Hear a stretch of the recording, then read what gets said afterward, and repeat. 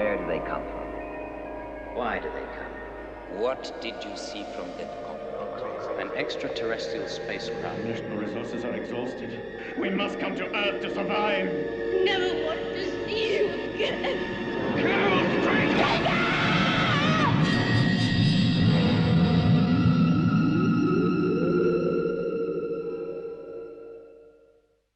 So the first live-action series I made was UFO, and it was made at Pinewood Studios, and I remember, for me personally, the excitement of being actually able to walk into a set. I mean, before, I couldn't get your fist in the set, but now, actually walk in. And I remember thinking, isn't it wonderful, you know, the actors speak and the mouth moves dead in sync with the dialogue. And there are no wires. And they walk very well as well. You know, it was a whole new world, and all our technical problems really had come to an end. There were other problems that took their place, but it was amazingly good fun.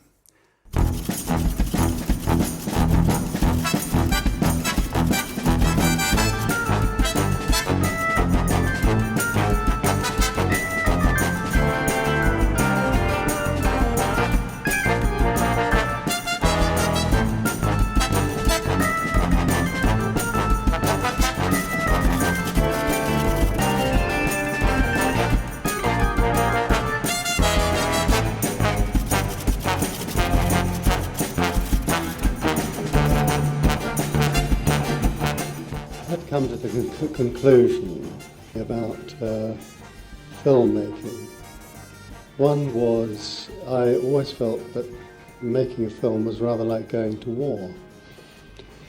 I mean, it really is that difficult. If you're in a tight spot, it's great to have people who not only can do the job, but people who can, who really care and who will really stick by you and really work with you well. Ed fell into that category. And again, I say this quite sincerely, not simply because Ed is sitting next to me. Ed was one of the few in his profession that I felt was totally, but totally genuine. And we were going into our first television film series involving people instead of puppets. I knew that everybody was going to look and see what kind of a mess we made of it.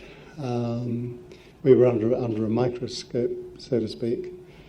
I didn't know at the time UFO was the first live-action series. I know he did the puppet, all the puppet things, didn't he?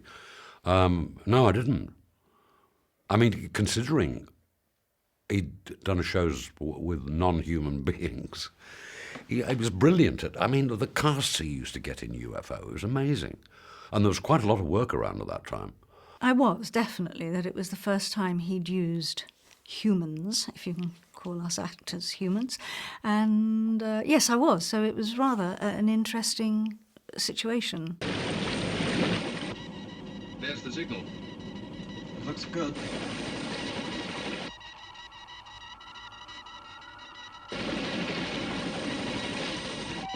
I have a radar sighting, bearing 279. Right. This was one of the first really quite serious numbers I'd had. So the combination of it being a first for Gerry Anderson as well was quite a nice thing to know. It's an naughty thing to say, but when Ed Bishop and I got notes about not being too animated, you really did feel as though maybe, you know, somebody should be working your strings. But I did know it was his first action movie. I thought it was of his age, and you know, the technical side of it. I thought they did very well. Very excited, because we sort of worked to this. We didn't start back in the late 50s wanting to make puppet films, and I've explained how we fell into that, really, which we were grateful at the time, and it was a very good grounding for us all, It was still we shot on film, which was incredible, not tape. So, but we felt now at last we're here, we've arrived, you know. It was good to do it because now it was doing live action that we wanted. And again, I treated it really, the costumes and the casting, as if I was dealing with the puppets in a way. But now we're not a big fish in a small pool. We're a small fish in a big pool. So we're no longer doing something innovative, really. But nevertheless, it's what we always wanted to do. So I enjoyed it. Yes, it was good.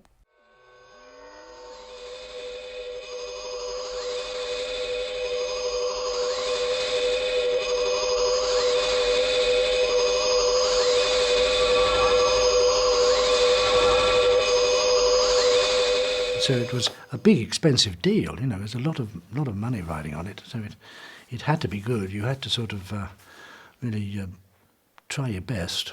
You know, as filming costs so much money.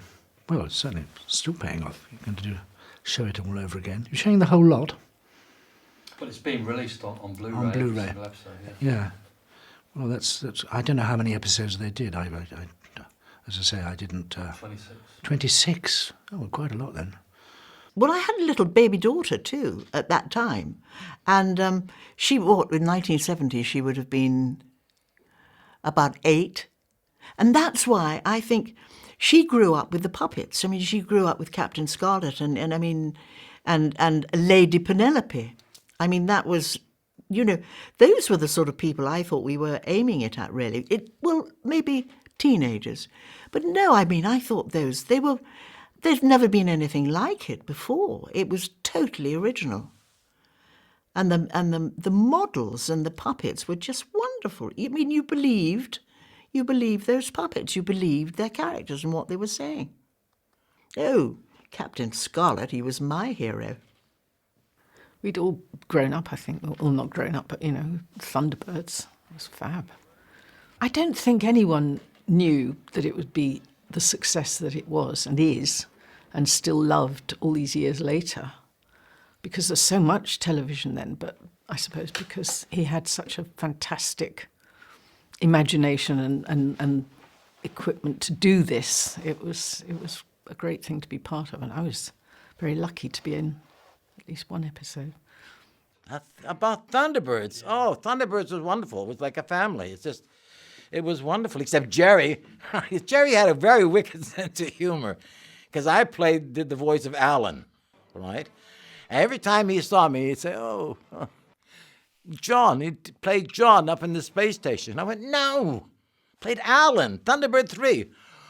Oh, he did all that. He was very, very bad, wicked sense of humor. I think his son has got it as well, by the way, so be very careful. But, Thunderbirds was absolutely fantastic. And it took off. Wow. And for the first time, I mean, the only person, anybody who knew who did voices was Mel Blanc, And so suddenly, we get these phone calls. They want to know about the voices. And it was wonderful, It raised my fee for everything else, I'll tell you.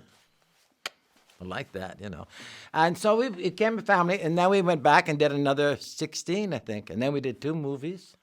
It was wonderful. Well, I've been in Canada for years, and I was working a lot in radio in Canada. And so it was very familiar to me. Peter Dineley was the same. He was Dad. I think he'd gone to Canada with the Air Force during the war, something like that. Originally English, but he'd been there a long, long time. So he was our dad. I think he used to do the thing, Thunderbirds are go, too. Thunderbirds are go.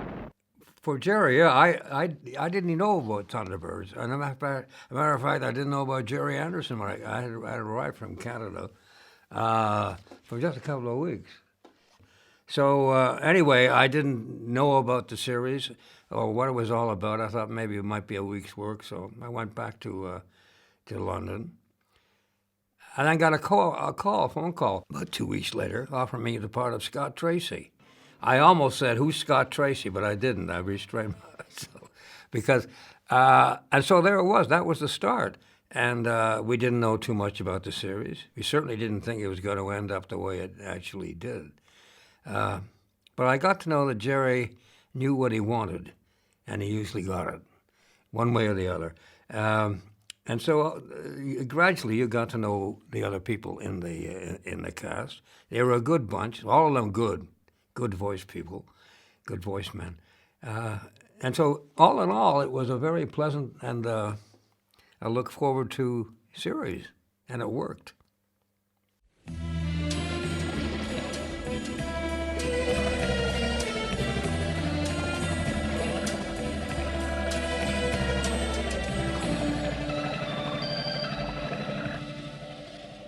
In position, Captain. IGR 140288. Right. Take up 8 fathoms. Prepare surface stations.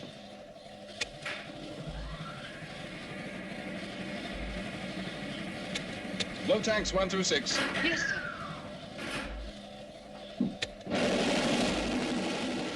Yes, I think I was. Well, I mean, originally he was editing, wasn't he? Doing a lot of sound editing in films. So that, I think he always wanted to move into that, you know, yes. Definitely. Deciding not to use puppets anymore. Gerry decided, let's do humans. Well, they had no plans to use puppets to start with. It just came along, so they grabbed the opportunity. Quite right. I think the support that they got, you know, was marvellous. They got very well. He got very well supported.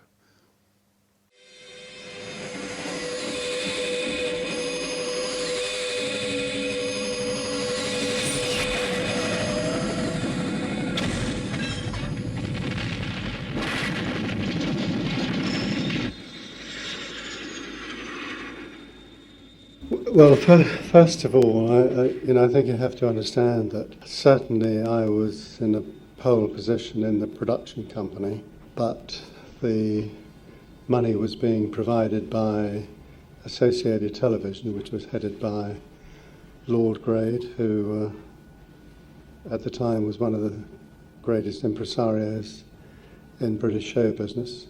And because American distribution was so important, because a large slug of the production fund used to be recouped from the States, the pictures used to go out to New York, and we used to get feedback, some of which we didn't like, but nevertheless we had to obey those who had to be obeyed.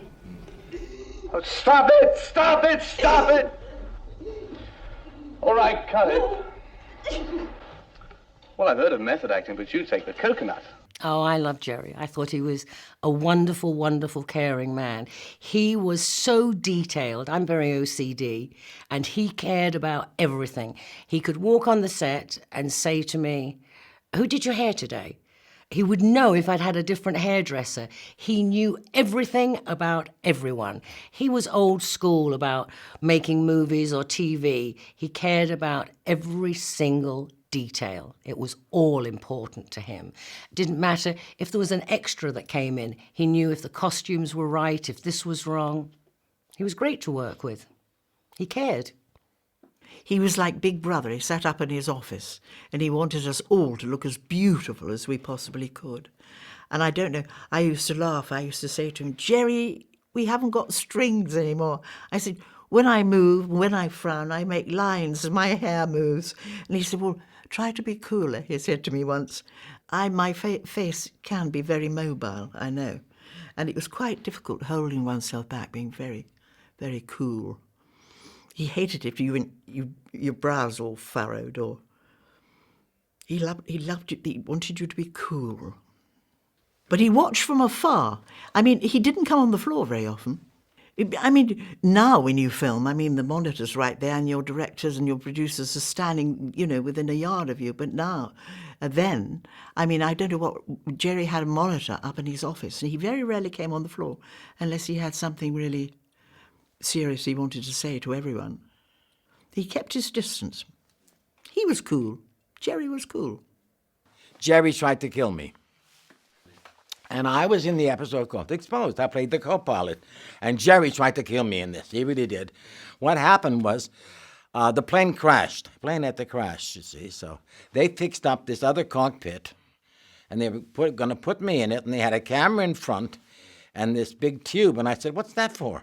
He said, because we're shooting air on it so that when you crash, it'll go, G-force, whatever they call it. So I said, fine, okay, fine. He said, now what we're going to do, because it was on a chain, he said, we're going to take you up to the top of the studio and we're going to drop you. I went, oh, right, okay. Now that was too quick for me to think, shouldn't a stuntman be doing this?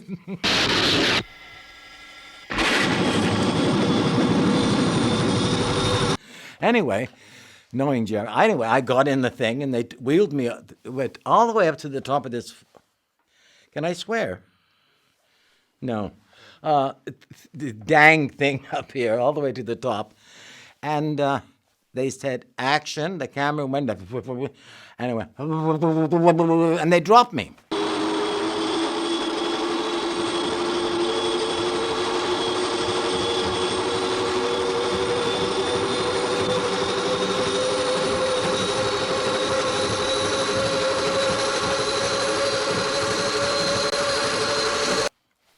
All the way down. And Gerry said, we didn't hear the line. And I went, what?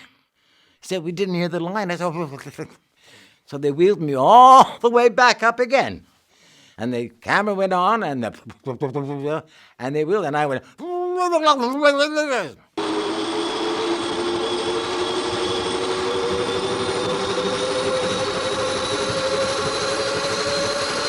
got down. And I went, ugh. And Gerry said, we still didn't get the line. I went, and up the way to the top again. Action. They said action in those days. And action. Matt, we still didn't get the line. I said, you're not getting it. I'm not going back up there again. So that was it. So we had to redub it. I wasn't available. I was on tour with the show. Yes, I do other work. And they phoned my agent and said, we have to come in and redo the line. And said, Matt's not available. Well, when is he? He's not. He's on tour with John Hanson. With John Hanson. And he was not available. So they dubbed my voice. Jeremy Wilkins, God damn him, dubbed my voice. Course steady at 014. Airspeed 2185 knots. So the first time I was on screen, it wasn't my voice. Good man, Gerry. I mean, I wish there were more producers like him around now. He had a marvellous obituary. I mean, he was hands-on, but he wasn't a dictator.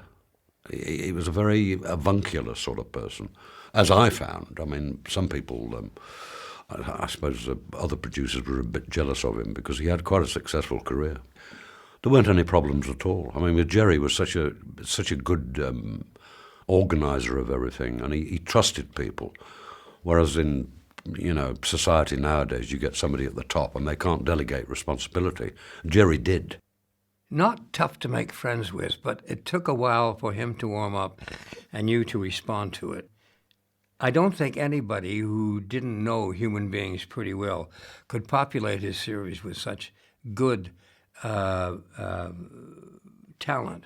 They might have been absolute crooks, but you knew what they were. Or they might have been heroes, and you certainly knew what they were. He knew how to make his pictures bite. You remembered his characters quite a lot.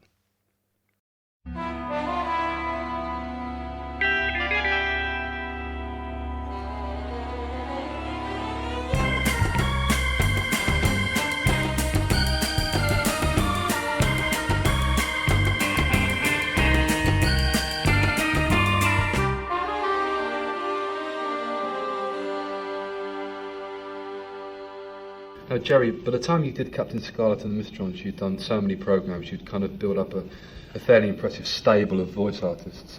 So what was it that attracted you to Ed to do the voice for Captain Blue? Price. He was so affordable. Right. I'm afraid you'll have to excuse me. But I was so intrigued with your picture that I nearly forgot I have an appointment to meet the backer of our next film, and I'm already very late. I quite understand, Mr. Straker. You have a very good film there.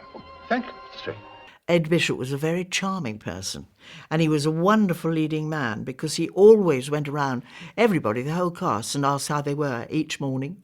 And he made me feel really a part of it because, as I said, he when you join a series halfway through, you feel like an outsider, but he never made me feel like that. The deposits on your knife indicate that the substance from which the undersea construction is made is of a molecular structure unknown to us. But my conclusion is that the entrance could be made by pressure. The rupture would be self-sealing. Thank you, Colonel. I hope the answer is satisfactory, sir. Colonel Lake, look, I do understand the problems, and the answers are satisfactory. Thank you, sir. Will you please ask Colonel Foster to get his bags packed? I think the dialogue sometimes made us look as though we were actually getting quite close. I remember having letters afterwards from the fans saying, "Do you think you and Ed Bishop had a romance?" And we certainly did not. But I mean, it would have been nice, actually, for them to have shown just a little bit more, because he had very good eyes, Ed. He was very flirty eyes, and I think they could have developed something there very well. I think I'm looking back on it. I remember us looking at each other in quite a sparky way.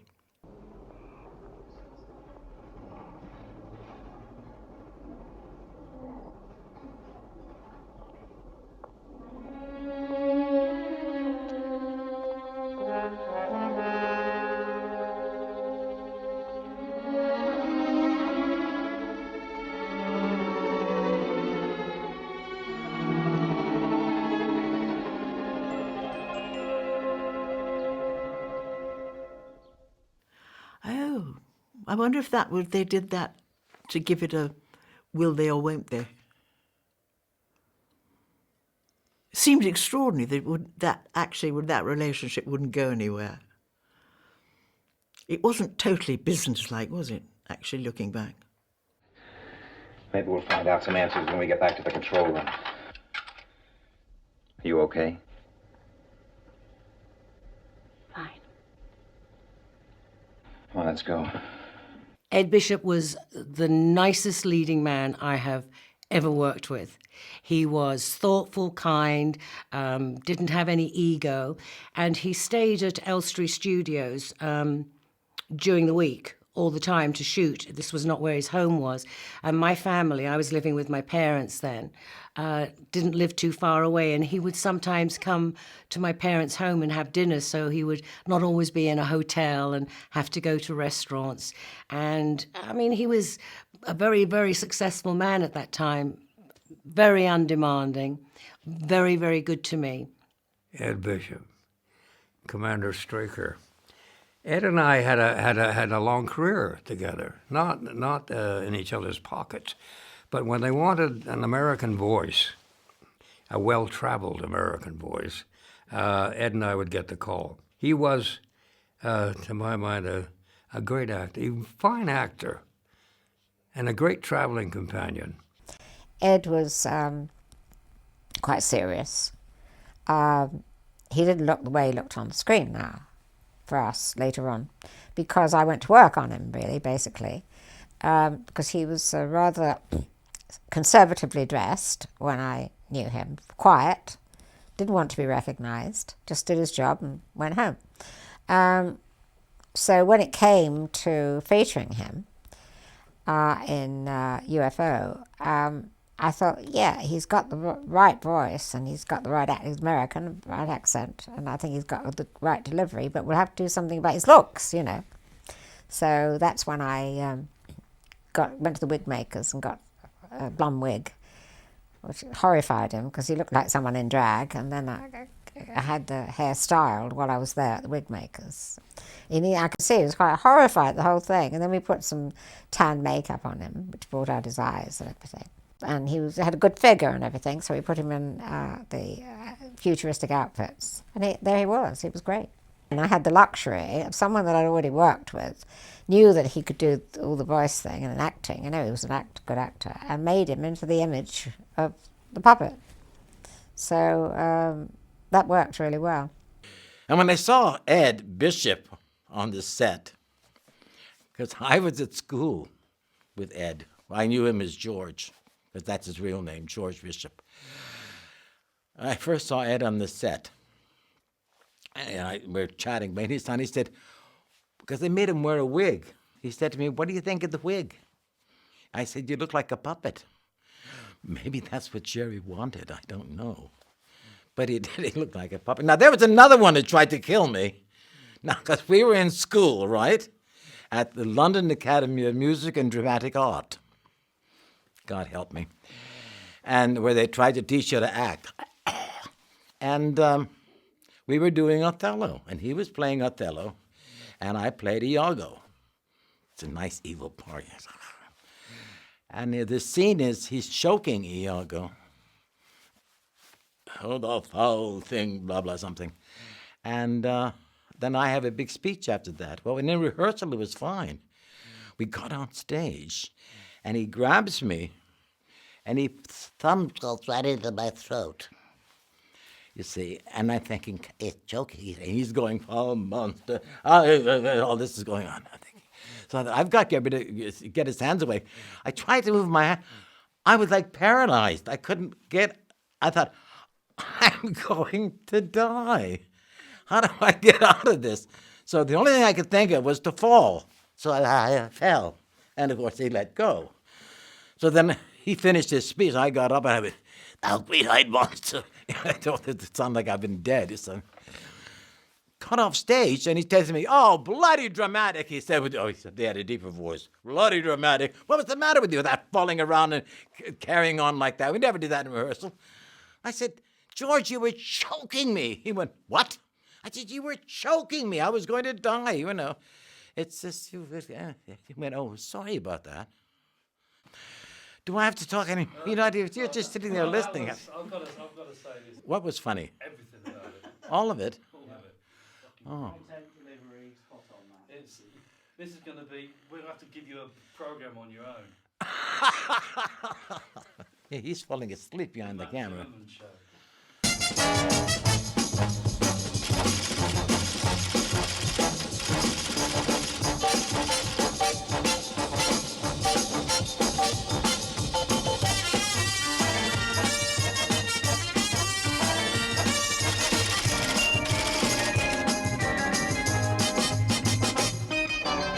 Well, I think one thought it was for a younger audience, but I think what was so obviously good about it was the fact that actually it was that bit more sophisticated, obviously from the puppets.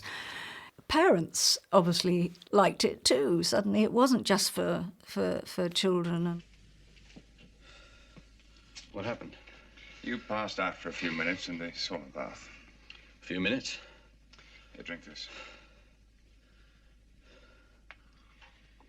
Tell me, Colonel, have you been burning the candle at both ends recently? Well, there was a party last night.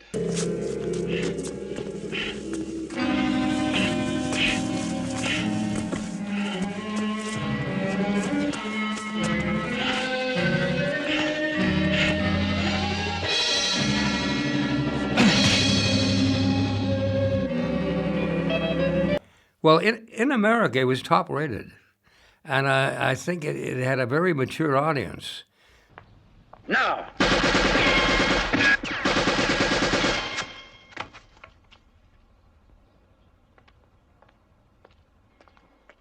Cut it! How are you? All right? Fine. How was it? Great. Absolutely fine. Even not children's hour, it was too advanced for children's hour, but I'd really rather where the soaps go now, round about that slot. Certainly no later than 9 o'clock, I'd have thought. But I think the stories, again, were good. Gerry made sure that those stories would have an impact. And they did. And I think that's why it rated so highly over there. But it certainly proved its worth over there in America. That's a tough market. A lot of it's lousy, but I mean the good stuff is very good. It must have something, otherwise I don't think we'd still be talking about it today.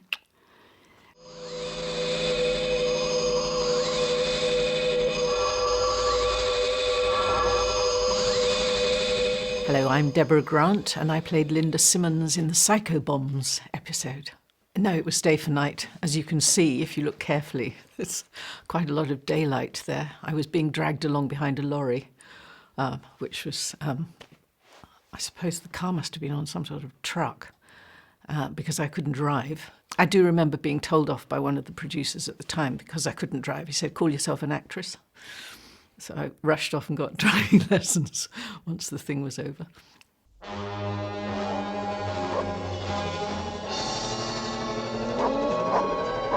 I suppose a sort of short précis of Psycho Bombs. I awakened in the night and was drawn ineluctably to the nearby woods, where I met up with Mike Pratt, who was also influenced by the thing, and Deborah Grant, who was, I think, sort of driving a car or something. And then we were all drawn to this UFO, like sort of crystal thing in the woods. And it took us over and gave us enormous powers and strength.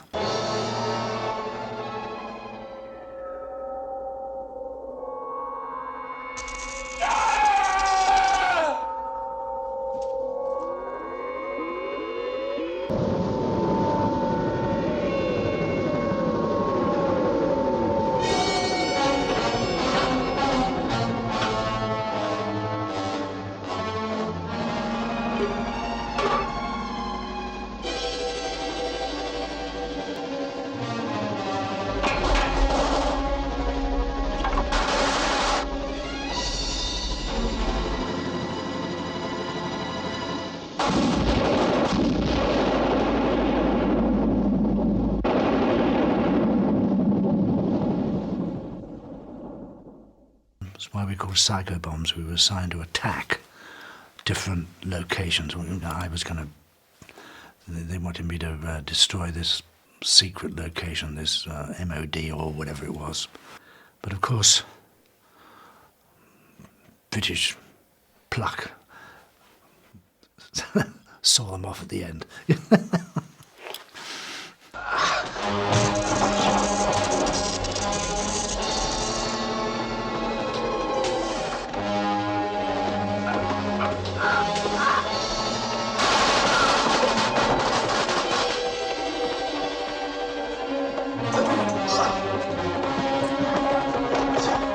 That was one of the great fun parts of this part. First of all, Gavin, who I knew from drama school, went down rather swiftly with one hand, and then later, when I get to Shadow, I presume, I'm throwing people around, and they were all stunt guys, and I just walk into the room and touch them, and they all backflip away out of shot. It's brilliant.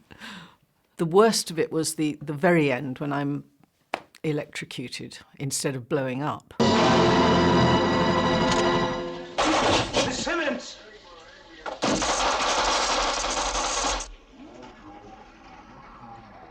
You gave us an ultimatum.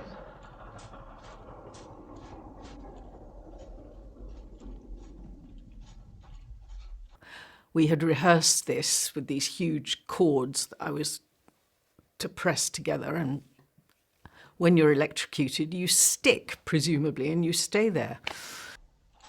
Miss Simmons! If you touch those cables...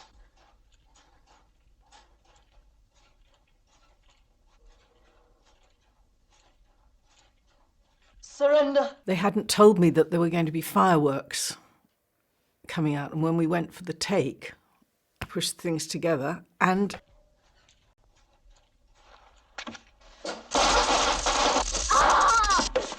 Emergency circuits. Linda.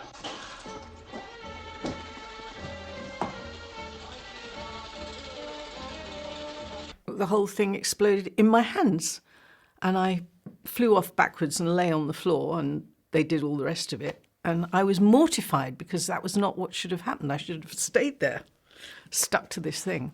I was taken off to first aid with burnt hands.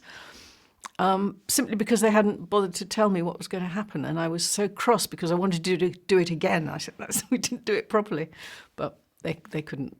Obviously, they couldn't go through it again. So, but, I certainly didn't get a shock from it.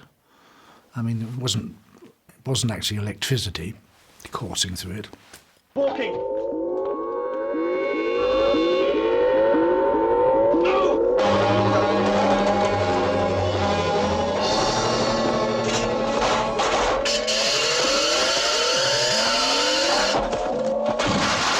I think it looked all right, but you just had to act going. I think that's when I died, wasn't it?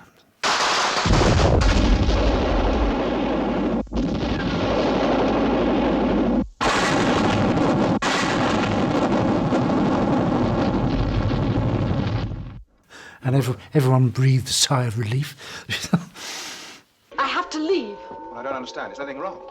I must go at once. You don't feel well. Come and sit down.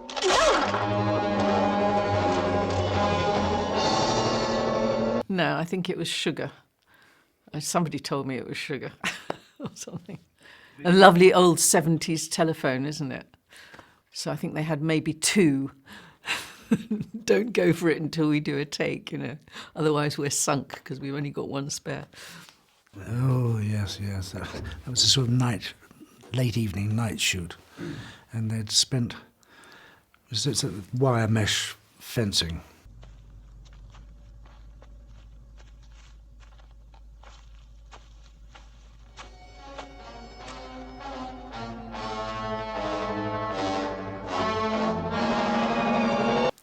And they had very carefully cut a big hole in it, and then sewn it together. I was being overtaken by the UFO, and I'd become a psycho bomb, I suppose you call it. And I had to go up and just slice through the fence and then rip it apart and step through, getting ready like people behind the camera and they were talking, and the director was behind the camera. And then someone just said, well, and then action.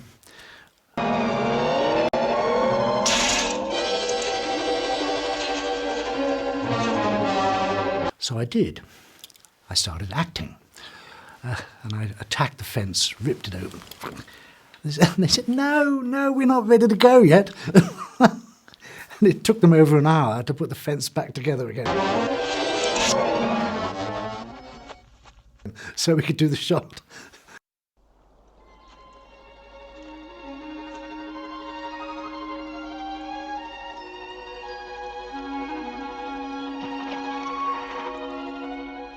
It was beautiful, it was hot and sunny, and he was lovely. There is a terrible shot where he swings me round and the skirt goes up and there's a pair of tights, what I would now call big pants, but that's what we wore in those days, and I can't imagine why it wasn't edited out, but it's been pointed out to me by so many people and it makes me cringe. But there we are. I remember having my hair bleached every day in makeup to keep the blonde so that there wouldn't be any roots coming through. They made me look extraordinary. Don't you, Paul? Don't you, Paul? He's what?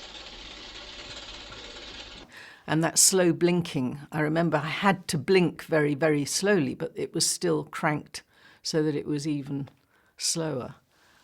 I've always been able to cry, so I don't think that was a problem, but I think they did have to paint tears on because the whole thing was being done in such slow-mo.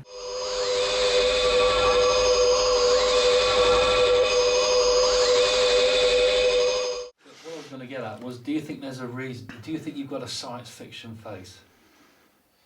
No. I'd like to congratulate you and your team, Herr Mahler. This looks like the breakthrough we've been waiting for. Not my team, Colonel. May I introduce our chief designer, Virginia Lake? How do you do, Colonel? I played Colonel Virginia Lake in UFO, and I was lucky enough to do several episodes, and I thought the title was rather splendid. I loved being Colonel Virginia Lake amongst a lot of very hunky men.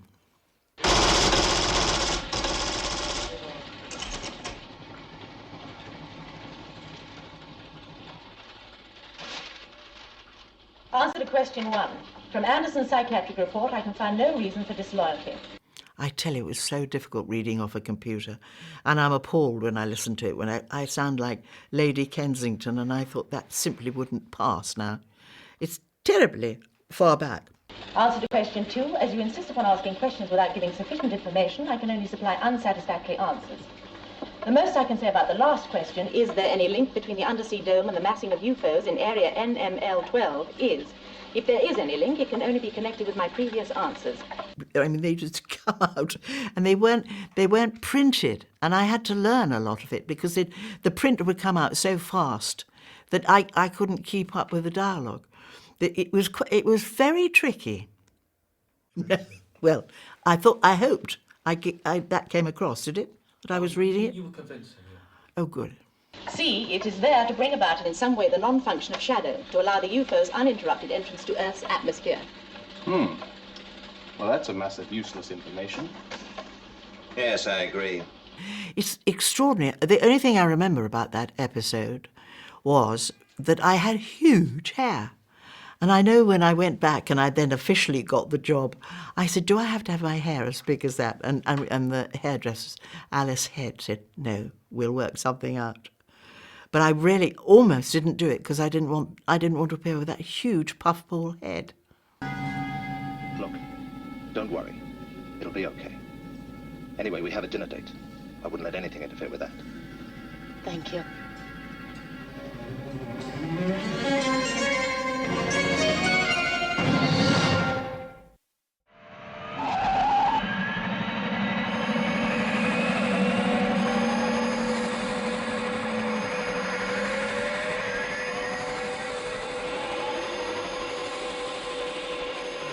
I remember watching an episode of it much later on, and Ed was looking, of course, very serious because the UFOs were shooting from us from above. And I'm sitting there looking as cool as a cucumber, as if nobody was there.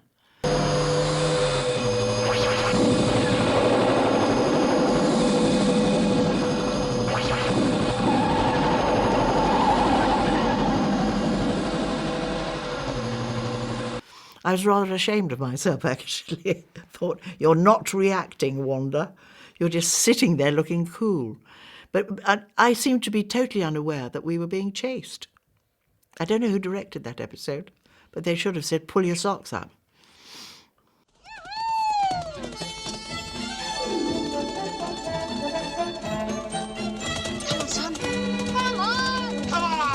Well, I'm Sue Jameson, and I played Anne Stone. I think it was called The Sound of Silence, if I remember rightly. I'm Michael Jaston, and my role was Russell Stone, and the episode was called The Sound of Silence. I was in it with Susan Jameson was in it. Good boy. What kept you? You cheated. I did not. Michael Jaston, I'm very fond of Michael. I've known him for years. Michael was playing a top show jumper, and I was playing his sister. And I'd ridden quite a bit. And I'd ridden for Reg Dent before, who was the horse wrangler, who was brilliant. Real great horsey guy. He was super. And we had two nice horses. Michael had a grey horse called Bluey, I think, and I had a little chestnut called Viking. And she was an expert rider. I had to have a stuntman for some of the jumps because I did one jump, but on this fantastic horse called Bluey. And I found out, unfortunately, I met the stuntman about 3 or 4 months later, and poor old Bluey had broken his neck and had to be destroyed about 3 months later, which was rather sad. But I remember Susan Jameson, an expert horsewoman, but the horse went one way, there was a tree there, and the horse went one way, and she came off him. She was quite badly bruised, but she was a trooper and carried on. Unfortunately, Reg hadn't told me that Viking was specially trained to run straight towards trees in order to cause the drama, and then he would duck to the left. He forgot to mention that he ducked left, and when Viking careered straight towards this rather large tree, I pulled him to the right, and we parted company.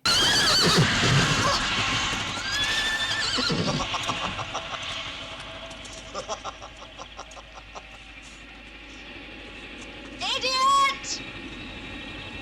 And as I was the one who was supposed to be the rider out of the two of us, Michael had ridden a little bit. He'd been in Cromwell sitting on a horse behind Albert Finney in a film. But I was supposed to be the big rider, so luckily I wasn't injured, except that my pride was dented. So I always remember that. After that, I just let Viking do whatever he wanted, because I knew he knew better than me.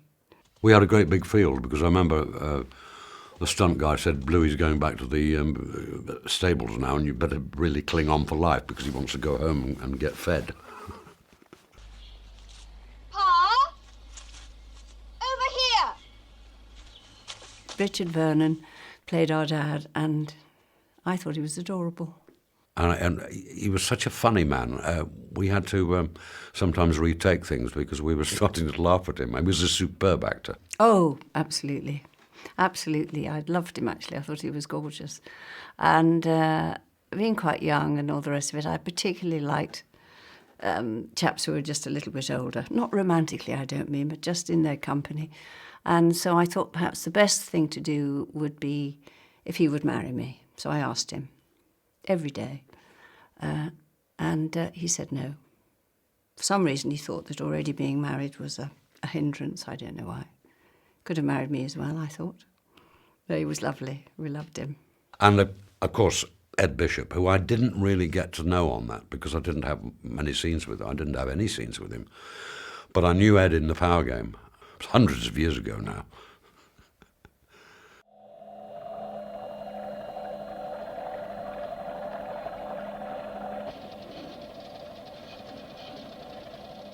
No, the skydiver set that we worked on was quite small, quite contained, if I remember correctly.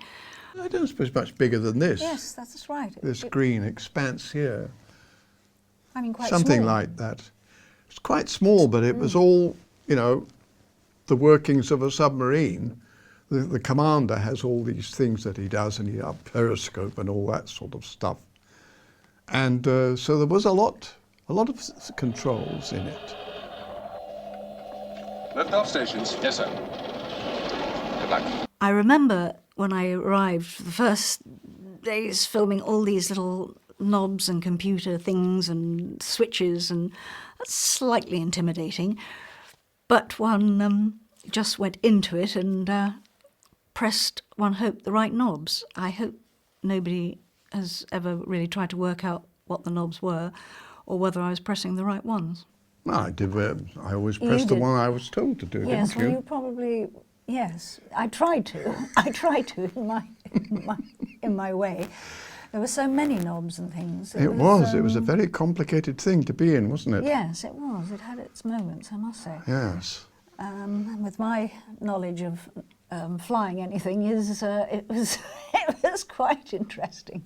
Oh, you fly planes? No, that's what I mean. Oh, I see. And I don't do anything like that. No, I don't think the skydiver ever had a nasty accident or anything because of anything that I pressed. Any button that suddenly went wrong. No.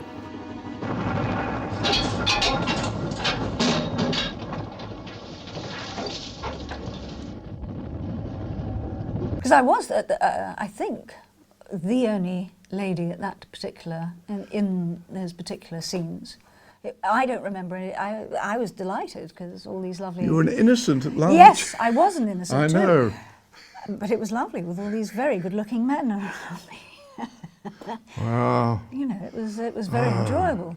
And very, I remember it being very relaxed and yes. Everybody seemed to gel very well together. It actually was very easy to do that, wasn't it?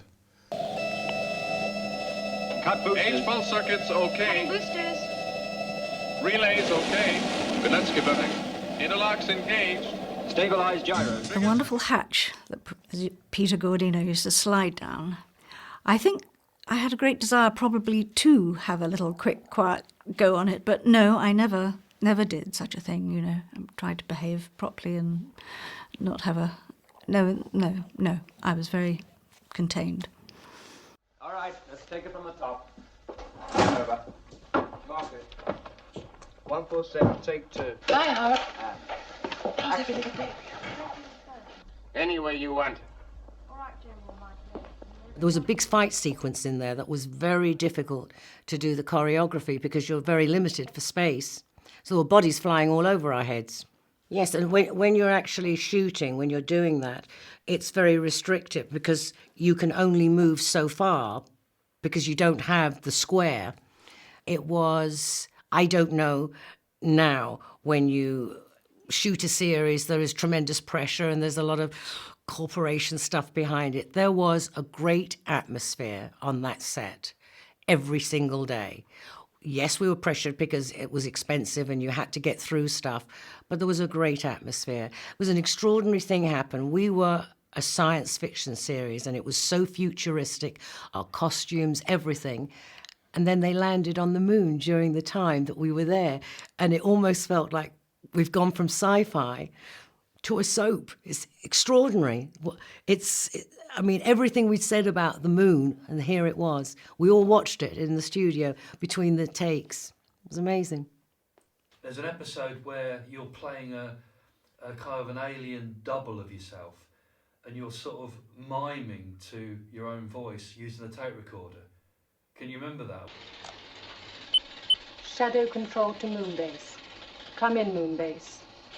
Moonbase receiving you, Shadow Control. UFOs approaching from NML-12. Do not attempt to intercept. Repeat, do not attempt to intercept. Do not understand. Do not understand. You say do not intercept. Is this correct? Correct. Commander Straker's orders. UFOs to be dealt with by Earth's defenses. Over and out. No. I don't remember that. Have you got a clip of it? Yeah. No, I'd love to see it. I don't remember that. You're sort of miming to your own voice. Wow. Well, that's okay, because I was a singer. We mimed everything in those days. But you're slightly out of sync, deliberately. So that I look like I'm fake. Well, there you go. It's acting. How about that?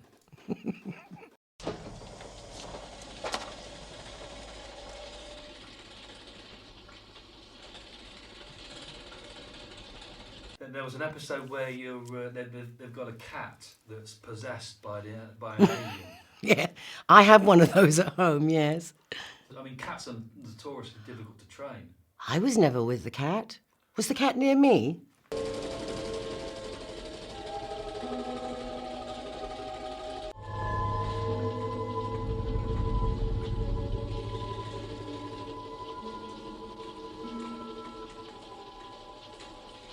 What are you doing here? I should report you, you know. This is a restricted area. Looks like we got ourselves a massacre.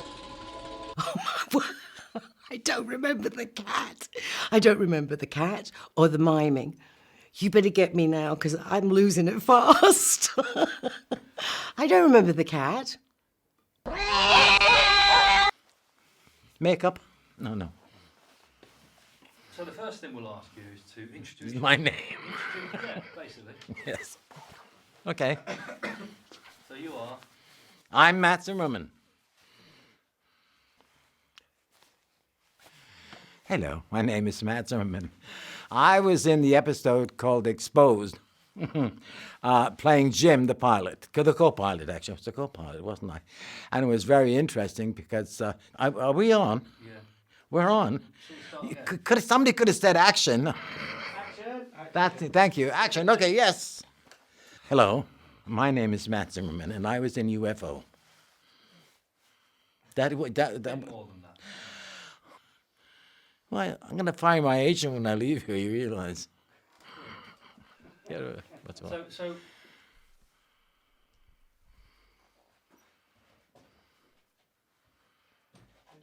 Does he always wear those shorts? he wore them especially for today because he Oh, was very really nice. hot. Yes.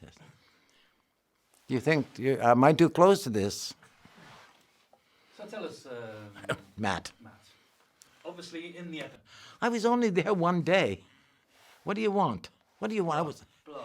Blood. Well, I'll tell you what. I mean, I saw the episodes. I mean, I thought what I thought was brilliant, right?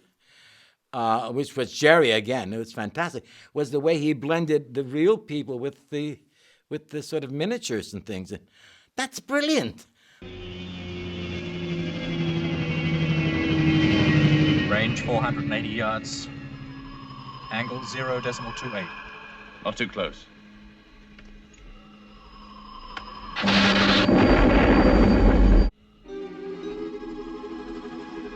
Try another one, as close as you dare. Yes, sir.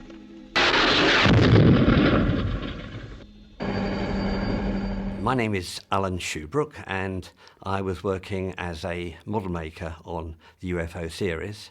Slightly different from model making in other studios, where the model making department would be probably some distance perhaps from the studios itself.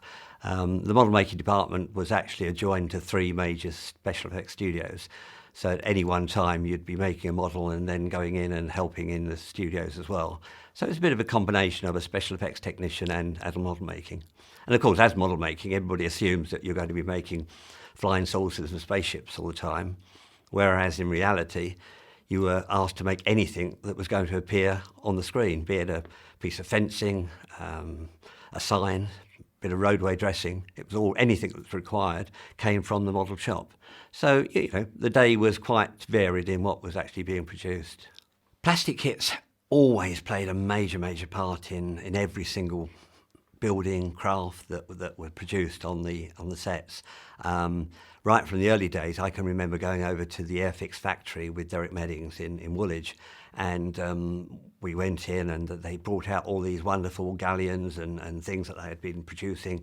Didn't know what we wanted at all, and we'd look round the kits and we'd see special kits, all sorts of kits, hovercrafts with parts inside them that we knew that once you stuck that on top of that and turned it upside down and sprayed it silver, it would look quite special. So we'd say we'd have 200 of those and 200, and they looked at us with absolute amazement, didn't know what on earth we were doing. You know, it was exactly the same when we went into hardware shops. We'd find sort of weird-looking egg cups, and we'd want 20 of them, and the checkout assistant would always look at us as if we were mad. But we knew what we wanted to do with them because they'd all be stuck on top of a building upside down, and something else put on top of that, and that would make the set. So you're always trying to look outside the box. I mean, Derek Meddings taught everybody in special effects to not just look at what you're looking at, but imagine it turned upside down, inside out, whatever. And I still do that. I still can't walk into a shop today without thinking, my, that would make a lovely rocket if we turned that upside down and did something with it. But that was the magic that Derek sort of put into everybody. So when you were making buildings, you were using anything you could. The kits were lovely because they had lovely fine parts in them, but we'd be using fiberglass, we'd be using polystyrene, and obviously balsa wood and things like that, depending what the vehicle had to do. So, yeah, it was quite a combination of different materials for the model making department. On the UFO series, probably, I suppose, the most important thing that I worked on was making the actual moon base itself. We had 2 moon base constructions. One was a very large scale and one was quite small. The largest scale was quite enormous, and I mean, it probably took 15 feet by 15 feet of sort of studio space plus all the dressing around it, whereas the miniature one was only a sort of the spheres were only probably about 6-7 inches sort of wide. We had the miniature one so that we could do long shots, get up high in the studio, and it looked as if we were really approaching the moon base from a very, very high sort of angle. Whereas with the large one, we were going in really close, so the detail of dressing and what went on to the buildings itself was quite important. You'd see the camera suddenly zoom in at rushes that we were watching, and you'd hope that the cut would come before it went too close, because you knew that your biro marks or whatever you'd stuck on there was probably going to show up for exactly what it was, whereas from a distance everything worked perfectly. UFO at 12 o'clock. You are the target. But of course all the other vehicles, the incredible UFOs themselves, I mean, they were quite a work of art in that somebody had to come up with an idea how you could have a flying saucer spinning at speed towards you, when in fact it was on 4 wires that couldn't possibly tangle up. So Derek came up with this, Derek Meddings came up with this brilliant sort of conception of producing a perspex dome that was suspended with the 4 wires, and then from underneath that he put a motor that then had another dome with paddles sort of on it, and the lower dome spun at high speed with the motor, whereas the perspex dome on top was being held by the 4 wires and never moved at all. But of course, when the vehicle was travelling, you saw straight through that perspex dome and you just saw the rotating dome inside it. But of course, it was always wobbling. It was a bit like sort of trying to balance a car wheel. It was never quite sort of right unless you got the lead weights, and in our case, pieces of plasticine in the right place. It was quite a difficult vehicle to actually sort of fly.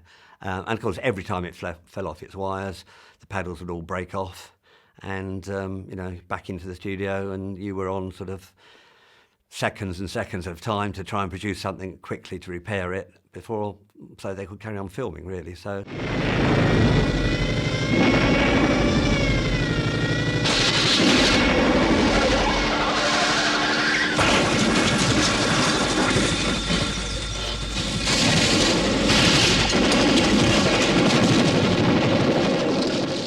Yeah, I actually worked or built the Rolls-Royce. It was originally cast and made in just wood, but once the whole Rolls-Royce was finished, then I took silver foil, just normal cooking foil, and moulded it over the top of the whole section of the Rolls-Royce. It's obviously all sprayed up, and then the front section of the Rolls-Royce that was wood, I then cut away and stuck on the foil section, so that the whole of the front of that Rolls-Royce was completely floppy, other than the rigging underneath holding the wheels. And then, of course, on action, the Rolls-Royce would come crashing through that wall. The stones would all go flying off in different directions because they were literally balanced. And hopefully, for a few seconds, we'd see that crumpled Rolls-Royce frontage, which was the difference between making something look real or just a model.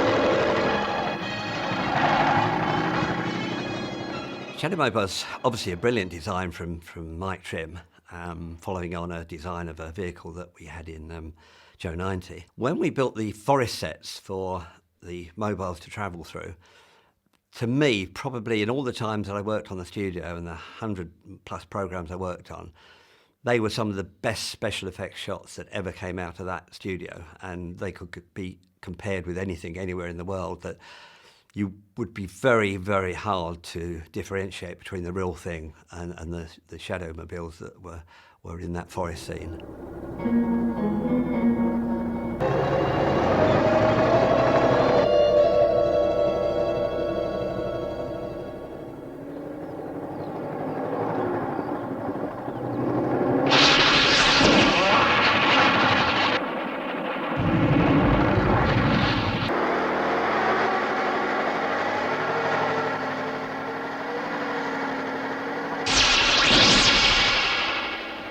Still under fire. They seem to be using some sort of...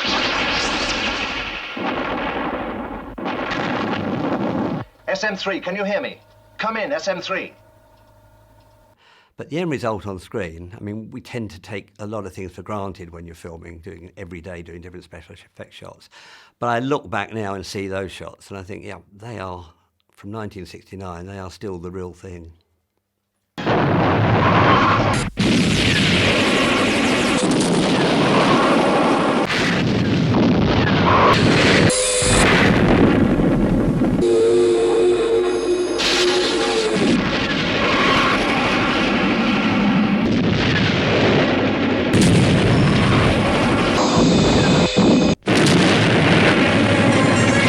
I don't think with explosions we ever really knew what was going to happen.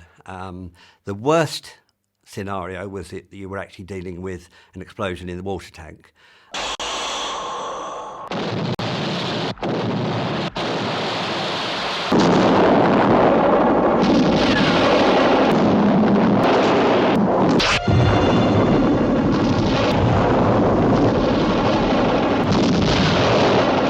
Because whenever anything had to be blown up in the huge water tanks that we had in the studios, automatically the explosion would throw the water up into the air.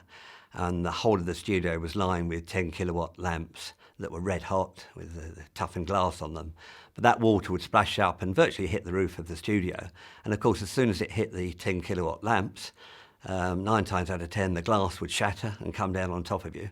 So it wasn't just the explosion that you were actually sort of frightened of, it was what was going to happen when you mix electricity with water. Yeah, explosions were dangerous, and we had a few accidents there. We probably didn't take as much time in looking at health and safety in the 1960s as anybody would now.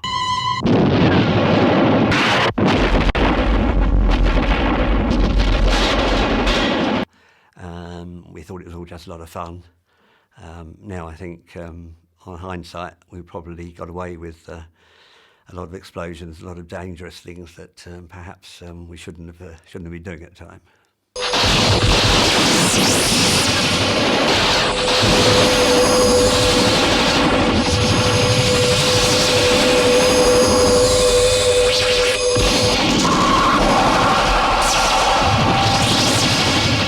Yeah, model making, I think, was stepped up on UFO so that we really did sort of try and produce the ultimate realism.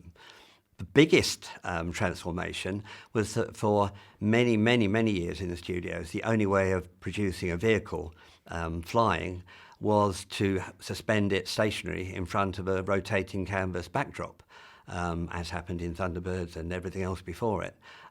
Very simple shot to do, could be done in a very simple area. That was thrown completely out the window once UFO came along, and we thought, well, no, now we've moved on from children's television to adult television, we've got to come up with something different.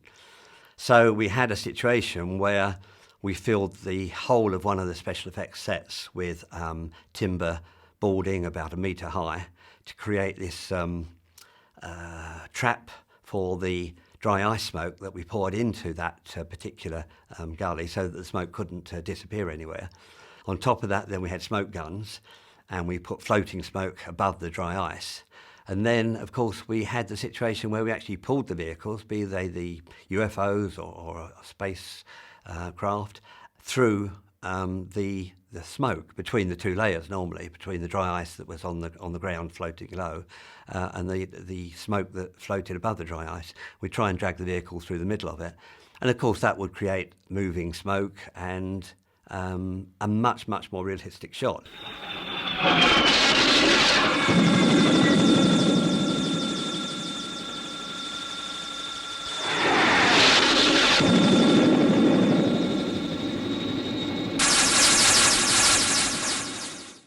UFO, I think, special effects-wise, I mean, more than happy with what we did, considering it's when it was made. But I think the special effects that we did in the end there at the series were comparable with anything that was being produced in Hollywood, if not, in some cases, I would say, far superior.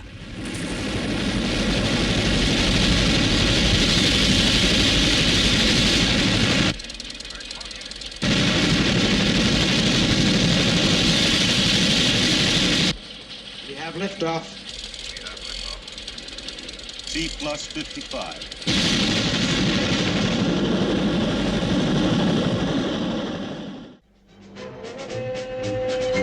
Can I remember much about Ed Straker's car? I think, was it a gullwing?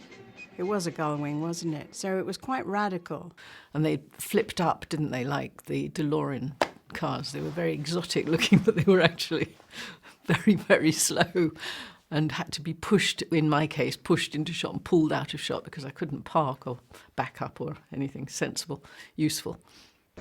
Jump in. Thank you very much. It was supposed to be a futuristic car. It looked like a load of old tap when you actually got into it. It was built for its appearance rather than its comfort or its mobility. Very uncomfortable and a lot of sharp edges and things like that because it was a quick body job on an old banger, I suppose, yes. But it did the job. Which was wonderful. I remember there was a publicity shot that went around for a long time with me in the Silver Moon suit, not the wig, standing by the car. And it's extraordinary. I thought, would that car ever happen? And it did, didn't it? DeLorean. I remember the as the wing lids went up, I thought, how are they going up? And it was propped up with props, with the prop men had very cleverly, I don't know how they did it. The wing came up and you didn't see anyone propping it. But without a prop, it would have crashed down. They did terribly well, I think.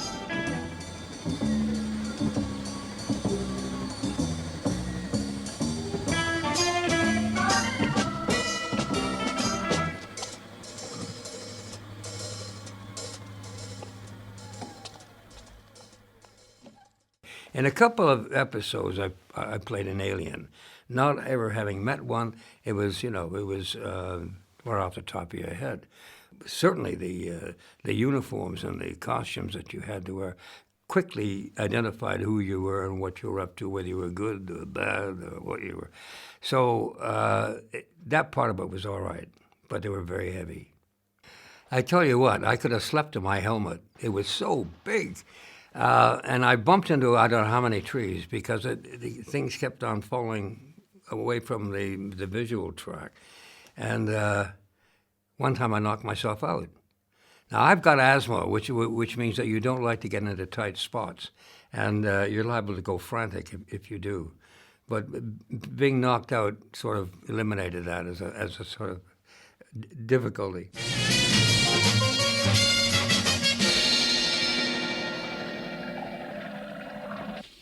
Maximum security alert operational, sir. Captain Carlin standing by. Right. Captain Carlin? Straker. Carlin, reading you. I want you to launch Sky 1 for possible interception. The costumes were, I have to tell you, magnificent. I think they wanted to show all of the costumes, and though I was always in shadow, one time up on the moon, a lot of stuff, even today in television, it's sort of thrown together and made to look okay on camera. These things were unbelievable off camera. The boots were leather, everything was beautifully made. That's why it doesn't look dated. If you look at any of the outfits that the girls are wearing on the moon, you could put them in a modern sci-fi series today and it would be fine. They were great. It was good. I used to have to sort of... Did you do it without a slip? No, please. I have it covered up completely. I know. I think I should have had a slip. Yes, I was almost going to say perhaps the men should have had little vests underneath as well. We should have done, shouldn't we? Yes, depending whether it was cold or hot or whatever. In their string vests, and they had the immortal line, "Sever ship to shore umbilicals." Sever ship to shore umbilicals. Yes, sir. Sever ship to shore umbilicals. And they couldn't say it. They couldn't say it without giggling. Bless them. And I think Jeremy, the director, may have got a little narked in the end, but it's a hell of a line, isn't it, to say? You try and say it. Sever ship to shore umbilicals. It's a tongue twister. But They were so funny, those things. They were a marvellous idea. They really looked very, very good in the photographs. Yes. I think they're very and actually, excellent. and comfortable to wear, which is nice. Well, you know, they're very good if you're in a cold climate. Yes, a string vest. String vest, yes. You'd think all those big holes, let the cold air in. What they're meant to be. No, it holds the warm air close to you. Yes, good thinking. Hadn't thought about that. Yeah, in Canada we wear them all the time. Of course, yes. Shame you didn't keep yours. Pardon? You didn't keep your string vest, though. No, I think it fell to bits. It's as old as me. Don't push me, Henderson. Jim! Look, somebody ought to take you. You haven't got the guts. Let's get back to realities. You're nothing but a bunch of spineless, gutless sheep. The lot of you. Cut and print that. That was very, very nice. I think it stands up pretty well. That there is a naivete that is in, dare I say, Doctor Who, as well as UFO. There is something about, because we are fantasizing slightly, and it's television, which is very different to movie because there's so much more special effects and outrageous things. I think it holds up really well. The costumes, the way that the people behave, does not look in any way very dated. I think, if anything, if you look at Star Trek, sometimes the earlier ones of that can look far more dated than we are, just because of the speech patterns. I think it's because it was the first of its kind. It really was. And I think it was very, very well made for its time. I mean, when you think now, what's available, you know, in Star Treks and things, I mean, I thought Star Trek, the first Star Treks, were actually really trashy. No, I did. The costumes, you look back at the costumes, and they were all sort of loose, and, I mean, we were very tailored. I thought we were rather chic by comparison. But, if you've got an American accent in those days, it kind of glamorized. They glamorized things, you know. Don't. My son was in the latest one. God. I suppose I really shouldn't say this, but for those of you who don't know, my son is Benedict Cumberbatch. He's only seen Time Lash, and of course, because it's a sort of glamorous one. I mean, they just sit there going, I don't believe it. Look at that. Look, you look fantastic. I mean, and he actually, tell you this funny story. We went over to watch him at one time doing Khan in Star Trek. He said, don't go yet. He said, don't leave before I want you to meet JJ. And we hung around the set one afternoon and we waited. And Benedict had got a thing because Alice Eve was in the film and she played very similar kind of hair like that, very similar to Colonel Lake. And Benedict was wonderful. He said, she looks fantastic, but you haven't seen my mother. And he said, show me a picture of your mother. And so when I met, Ben carries this purple one, he's on his phone. But he never talks about it. I don't get any praise from it. But obviously he shows other people.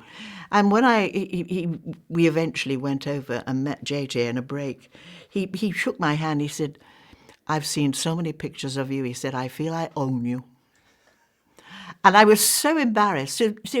But the first day we were watched in the studio, they were doing a long, long tracking shot of Khan being in his capsule, being sent off to wherever. And right at the end of this long, long line, there was the bright light like this and two figures waiting for the capsule. And they took hours doing this one thing of the last shot of the visor closing in on him. And I thought the first two were brilliant. They did 42. And I heard myself saying, I took 4 takes to get up to the moon in UFO. 42 takes it took to put a visor over. Unbelievable when I think of what they achieved down there in comparison. Amazing. But I couldn't resist. It was really rather awful to say that, wasn't it? God. I was thrilled. It was so exciting, the whole thing. I mean, you think of the time this was made. We just had moon landings. We were all really excited by all this and believing it could happen. There could be flying saucers. And I can remember we were actually filming at MGM, and I was in my dressing room the night that they landed on the moon. And I don't think any of the technology has been upstaged. But Gerry, may I ask a question?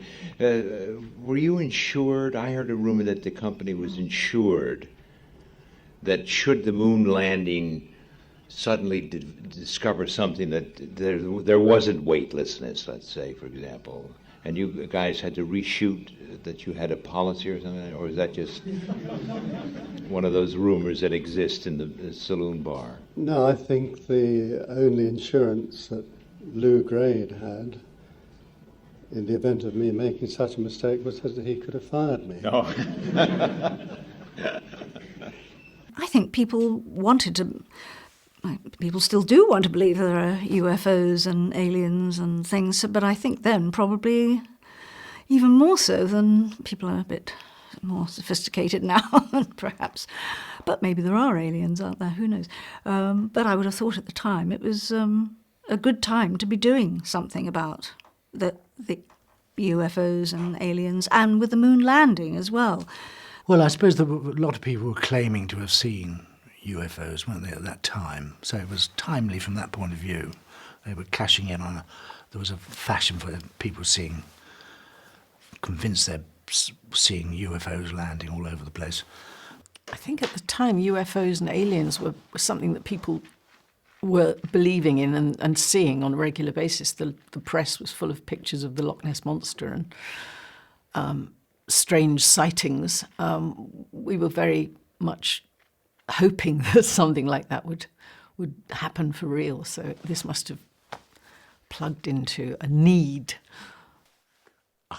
I'd like to, very much. Oh yes, I'd like that. Yes, I'd like to be abducted. I'm not too sure about the probing business, but you never know. I mean, he talks a good line over there, but never mind. He said something about an alien. An alien. No. No. No.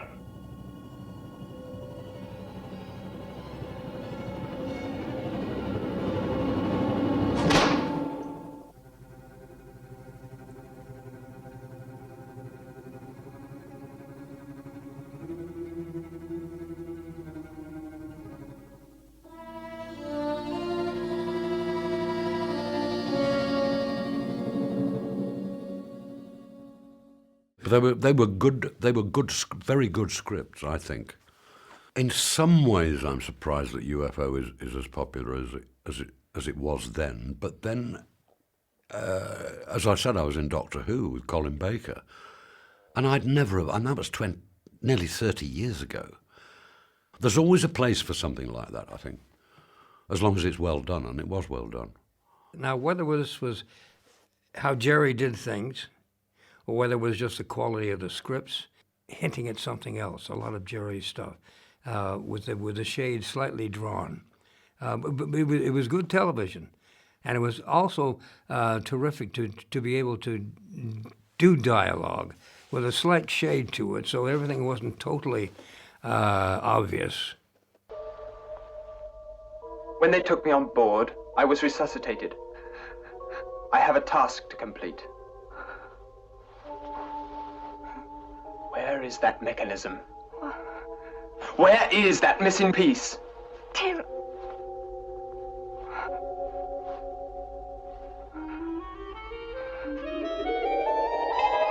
The injection will make you tell me. So I think that just the nature of Gerry's production, what he wanted and what he usually got, was this kind of innuendo feeling that you had. You're never quite sure what was what. I like that. Good for an actor. I'm just pleased I was in it, because it's still going on after all these years. The same as Doctor Who. I'm so pleased to have been in Doctor Who, although some of the scripts weren't terribly good, whereas I think UFO scripts generally were very well done, I think.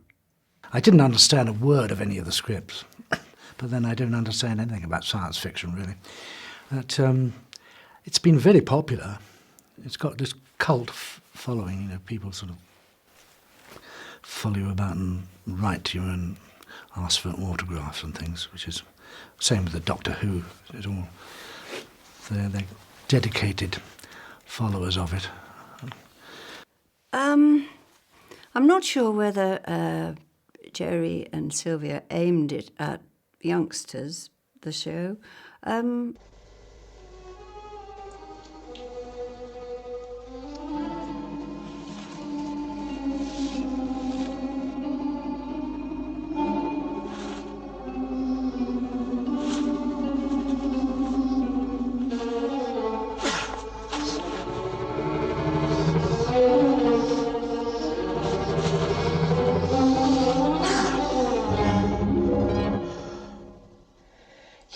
Leave the jungle.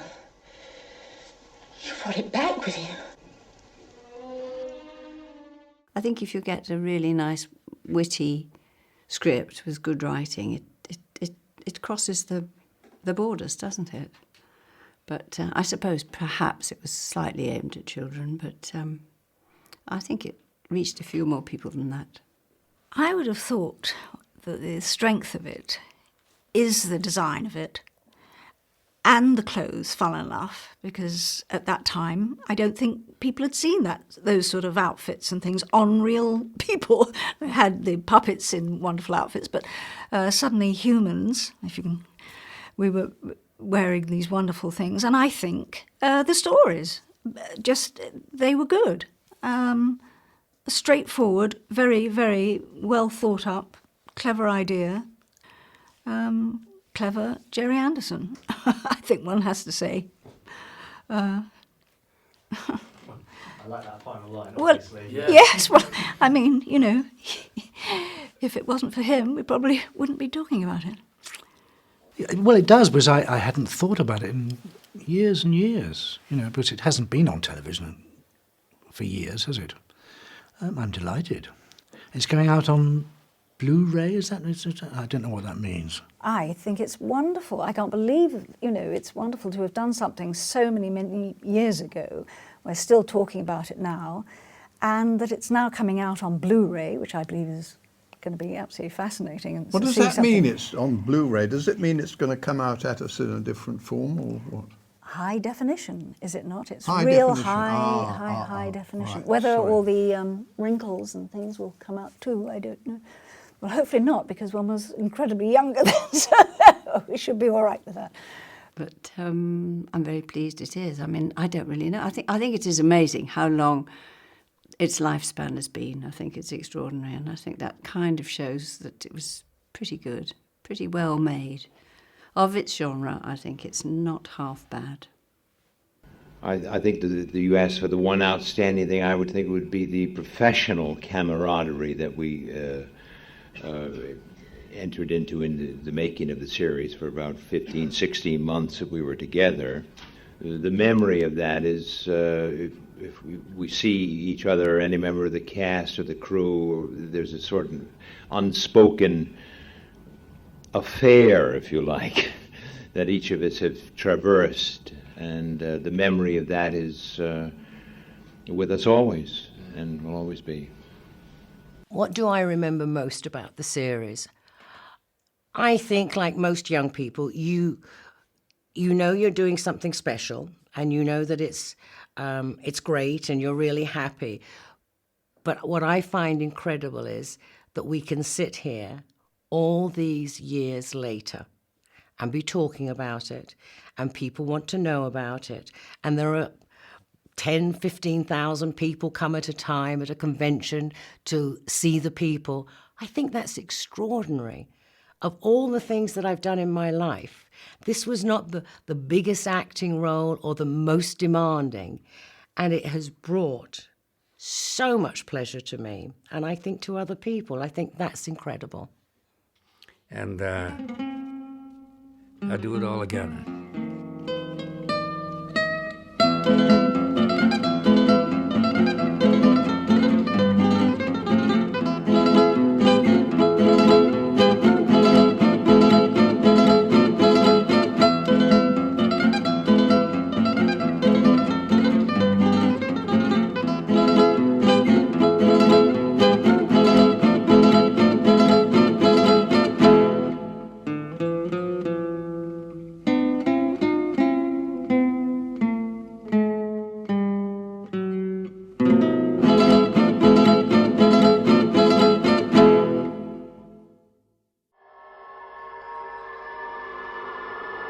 Gerry, I mean, Ed, what sort of boss is Gerry, Well, Gerry was Your the chance to best say some kind nice- of some nice boss things. that you could have.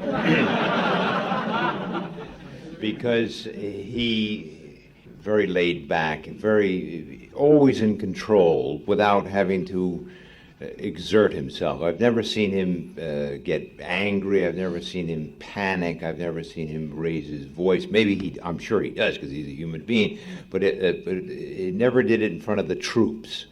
He was an excellent, the best kind of boss you could have who bosses without bossing, if that makes any sense. In answer to that question, yeah, Ed's going to be on the new series.